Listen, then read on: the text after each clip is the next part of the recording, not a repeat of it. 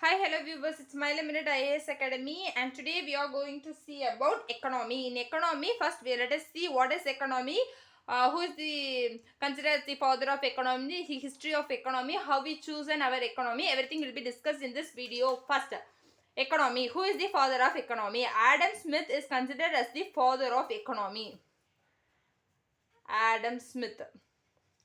First, when concept of economy is founded, from where the concept of economy is found and what is economy. First, you should know what is economy, how we utilize the resource. We have limited amount of resource and how we utilize the resource is called as economy. We can say it as economy. So, utilization of resource. The limited amount of resource which is in our hands and how we utilize it is called as economy. So when this concept started, we can say it from the ancient India, from very older times itself economy started. The day when pottery pottery was discovered, the day when pottery was invented, from where then itself economy was started, because when pottery was invented we started to store our resources for our future use. So we started to understand how to utilize the resources. When pottery was invented, we started to store our resources in the pottery and we made it to use it for our future use. So then itself economic concept was started. So this is about the start of economy, which I guess. And then economy can be divided into two types. There are two types of economy. First one is macro, second one is micro. First one is macroeconomics, second one is microeconomics. Macroeconomics deals about the whole. Say it deals about the complete India, whereas microeconomy deals about a single branch, or it deals about a single person. How we by example, for example, if we can say Amazon, Flipkart or some companies do researches on the microeconomy, whereas macroeconomy is relating to the entire India. So it is like an individual study. So how girl children will buy things in Amazon. What are the things which are preferred by this group of individual? What are the resources in which this people concentrate? So it deals about the micro study, whereas in macroeconomics it deals in national level. So this can be divided. So this is the division of economy, and then we have another two divisions. This is based on the study of economy, whereas this is based on the economy which is handled in countries. How countries are following the economy. We have capitalist economy as well as socialist economy. Capitalist economy, in which the private exists and the private have more power, more companies, industries will be focused on the private sector, whereas another one is socialist economy. So these two are the can also be said as types of economy. Example for capitalist economy, we can say USA. Most of the things will be in private hand. Capitalist, most of the things will be in private hand, whereas in socialist economy it will be in public hands. So for example, the best example for socialist economy is, we can say, Russia is the best example for socialist economy, and then Cuba and North Korea are also socialist countries. So these are the countries which are socialist, and capitalist. We have many European countries, everything comes under capitalist. But India do not follow capitalist as well as socialist economy. India is unique and it follows mixed economy. India is a country which follows mixed economy. Mixed economy is nothing but in which private as well as public coexist. We have both private sector as well as public sector. We have both private bus as well as public bus. Say if you want to travel by any transportation, we can access both private buses as well as public buses. We can have private colleges as well as public colleges. We can have private hospitals as well as public hospitals. So both private and public coexist side by side. That economy is called as mixed economy. Actually, how we have chosen the mixed economy? Before independence, there we had colonial economy. So before independence, we had colonial economy. We can discuss it later. But generally, what is colonial economy means? Our economy will serve for another economy. Say, in our colonial economy, Indian economy served for the British economy. Our resources will be utilized for their own good and it will not be utilized for our own good. So that is colonial economy. So it serves to other country. So during that time, we need to plan an economy for independent India. So during that time, some great leaders said that we should follow socialist economy. Those people are Nehru, Subhash Chandra Bose. Both Nehru and Subhash Chandra Bose are attracted toward socialist economy. Whereas some people are interested in capitalism. Example, Patel. Patel is interested in capitalism. So capitalist economy attracted Patel. During colonial period also we had certain private companies which acted as a treasury for Indian National Congress. It gave many support to Indian National Congress. So example, we can say Bajaj. The company Bajaj also acted as a treasury for Indian National Congress and it supported capitalism because it is a private sector. So as it is a private sector, it supported capitalism. So based on this confusion, because in our country itself, half of the leaders are supporting socialism, half of the leaders are supporting capitalism, we had this confusion. The reason many supported socialism, the reason why socialism gained so much of support is great economic crisis which happened in 1929 to 1930. 1929 to 1930, there will be a great economic crisis and all the great countries will be affected by this great economic crisis. But one country escaped from this great economic crisis. Nearly the whole world is suffering by this great economic crisis during 29 to 30, but Russia alone escaped from this great economic crisis. So this attracted many people, and Russia is following socialist economy during that time. So many people got attracted towards this socialist type of economy. And we have certain theories. Actually, great persons have given some, and relating Adam Smith has written one book which is called as Wealth of Nations. The book by Adam Smith is called as Wealth of Nations. You should also remember the names of the books as well as the writer, because it can be asked in match the following type of questions in your UPSC prelims exam. Then we have one theory which is relating to economy, and that theory is called as laissez-faire theory. Laissez-faire theory. Laissez-faire theory is nothing but it is a non-interfere policy. It says that government should not interfere. By saying this, you should understand, if government does not interfere, what it is supporting? Actually, laissez-faire theory supports capitalism. Laissez-faire theory supports capitalism. It is in favor of capitalism and it affects the poor. So, for example, for laissez-faire theory, what we can say is, we had onions. There was a hike in onion price.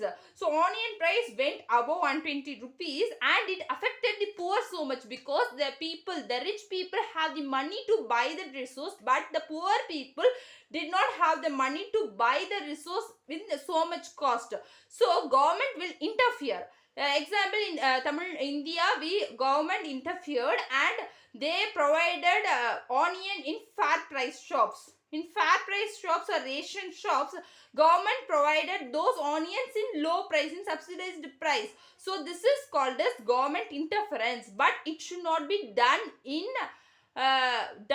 which is said in laissez-faire theory. Laissez-faire theory says that government should not interfere, which is in favor of capitalism.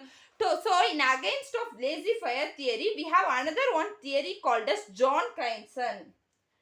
John Keynes theory says that government should interfere. It is in favor of capitalism. So if government interferes, so example, in onion itself, if the onion price is hiked, then government will interfere and will buy the onion resources from the private hands, and it will sell the onions in fair price shops in a subsidized price, which will be favorable for the poor people.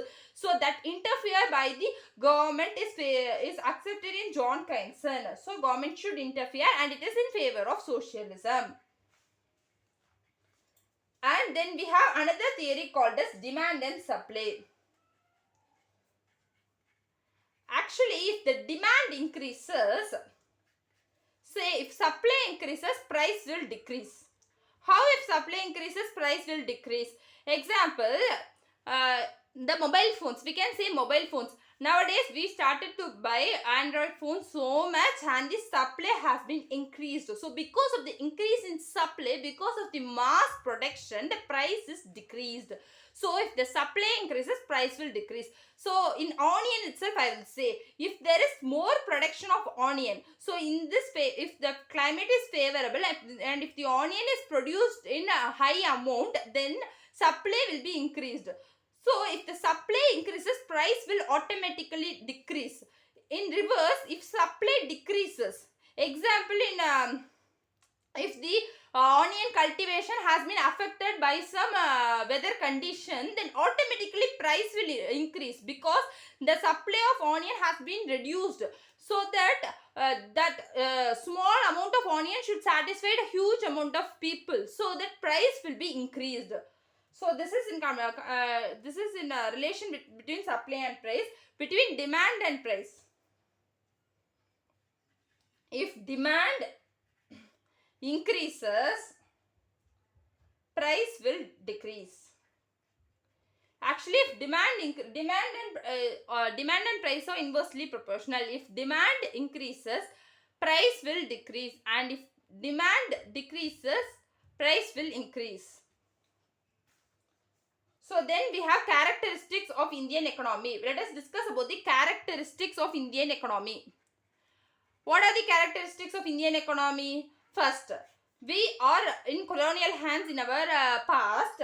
Then during that period also, most of our population are engaged in agriculture only. So around 80% of our population engaged in agriculture during that period. Now around 60% of the population are engaged in agriculture only. Because of this mass amount of population has been involved in agri.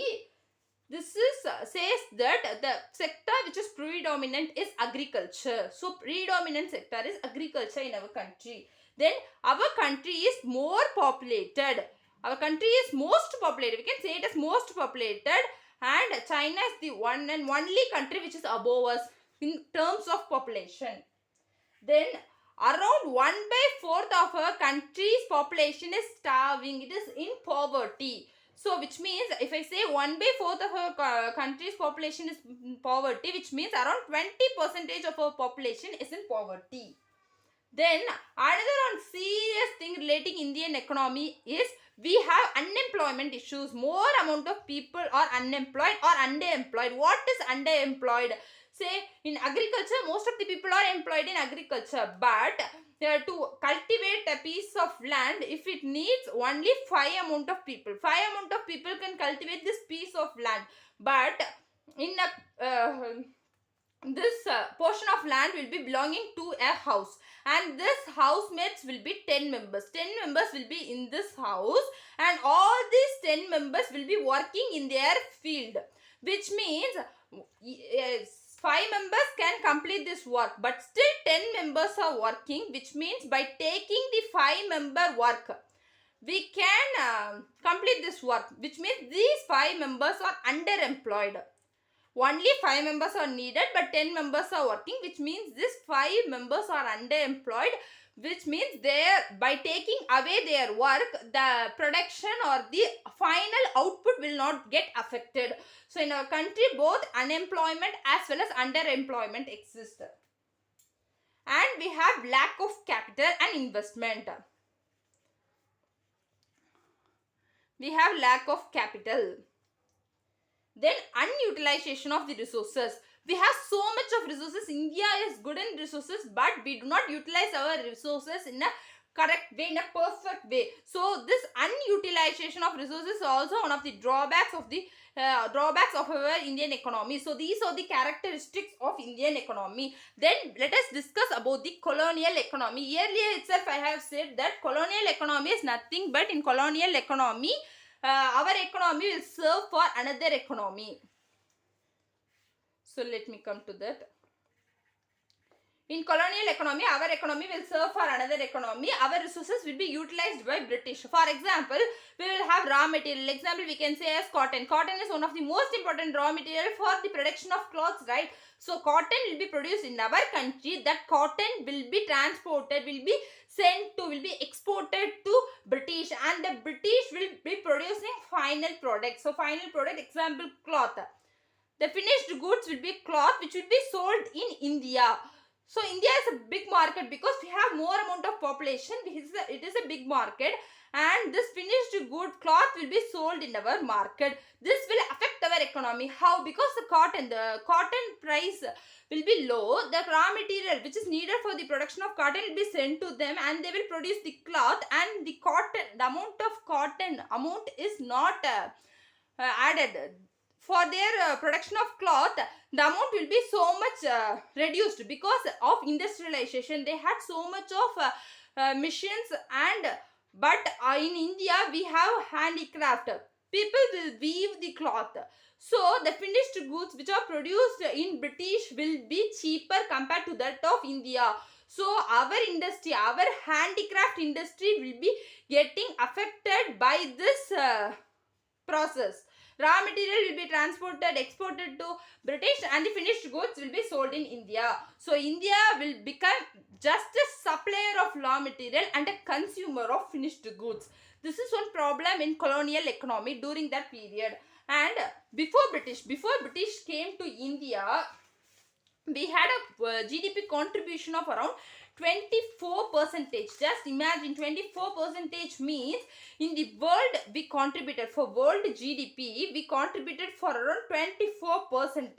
But after British left, the GDP contribution by India is around 3% for the world GDP. So this is also one major thing which you should remember. The GDP contribution for the world has drastically reduced. This shows how the colonial economy has affected us.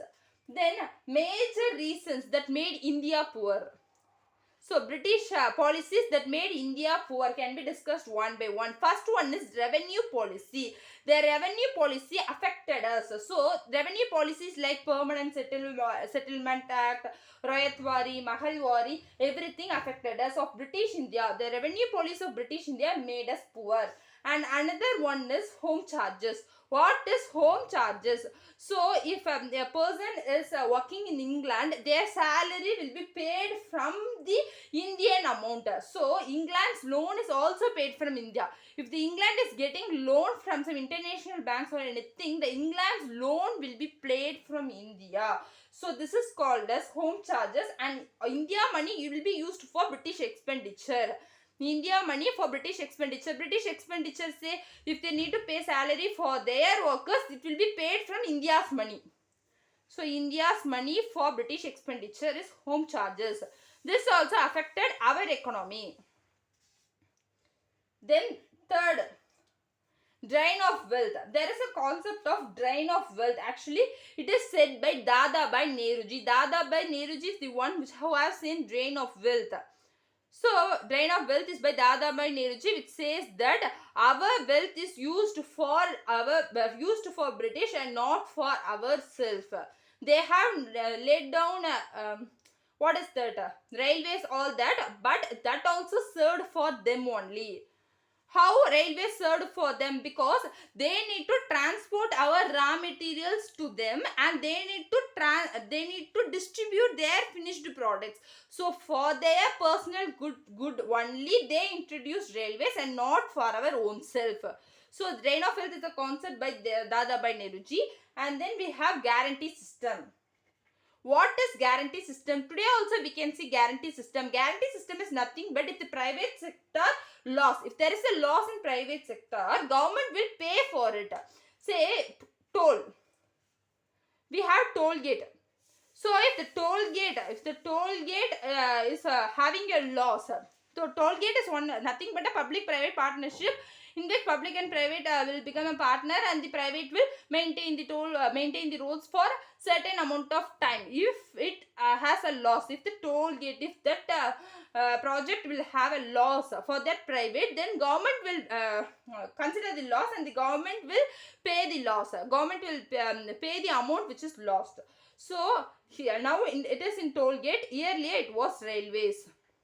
If there is a loss for private, then government will pay for that loss. So this also affected our economy. Then there are some books which are relating to this, which can be asked in your UPSC Civil Service Prelims exam. So Poverty and British Rule, which is by Dadabhai Nehruji. Poverty and British Rule by Dadabhai Nehruji. Then Economic History of India. This is a question which is already asked in your UPSC Prelims exam. Economic History of India by R. Siddharth. Economic History of India by R. Siddharth. Essay of Indian Economy. Essay of Indian Economy by M.G. Ranade. Essay of Indian Economy by M.G. Ranade. England's Depth India by Lala Lajpat Rai. England's Depth India by Lala Lajpat Rai.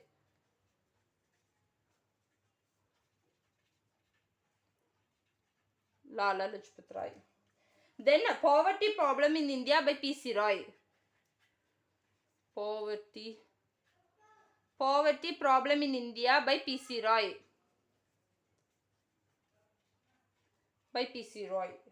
Then we have National Income of India and Planned Economy of India by V.K. R.V. Rao. V.K. R.V. Rao has written two books. One is National Income of India. He is the one who calculated the national income. He is the first time to calculate the national income scientifically. So he wrote a book relating that called as National Income of India. And another book called as Planned Economy of India. National Income of India as well as Planned Economy of India is by V.K. R.V. Rao. These are the books which are relating to the economic policies which are during the colonial economy. We had certain drawbacks which will be discussed in these books. And then let us see. Economy can be the resources, the utilization of resources called as economy, which I have already said. The resources can be divided into abundant. The resources can be divided into many types. First one is, we can say it as abundant or scarce, natural or man-made, monetary or non-monetary. If the resources is scarce, then the price of the resource will be high. Example, this is what I have said in supply demand. So if the scarce means supply is low, then price high means which simply means that supply, if it is low, price is high. For best example, we can say as gold.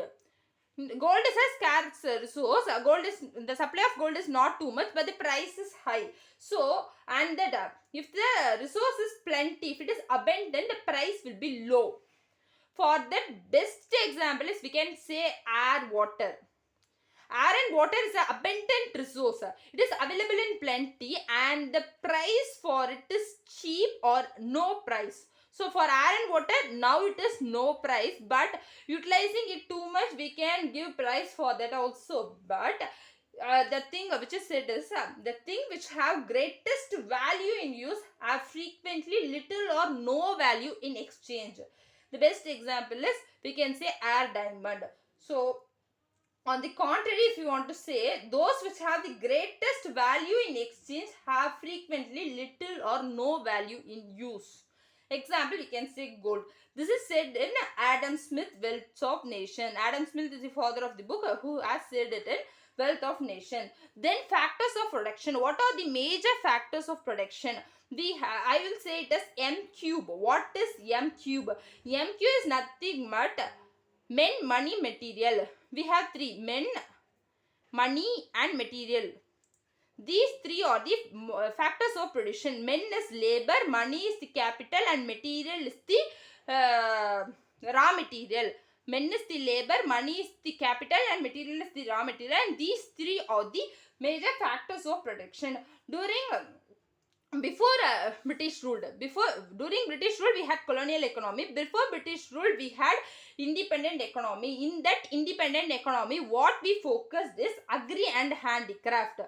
The major focus is on around 80% of the population are dependent on agriculture, and the next one is handicraft industries. The weaving, the cloth making, everything comes in the handicraft industries. These two are the most important during the independent economy before British rule. Example for handicraft industry, what we can say is muslin. Muslin is a type of cotton textile which is produced. So that is all about things which we can see as the history of our economy. So in history of economy, first we had independent economy, in which we had agri and handicraft as the predominant industries. After that we had colonial economy, in which we served as a supplier of raw material to British, and we consumed the finished goods, and they also had home charges, guarantee system, and revenue policies of the British also affected us. And then today also we are having independent economy, in that we are having mixed economy, in which private as well as public exist side by side. So this is about today's class. In tomorrow's class we will see the continuation. In tomorrow's class, in the next class, let us say in next class. So subscribe to Min IAS Academy. Thank you.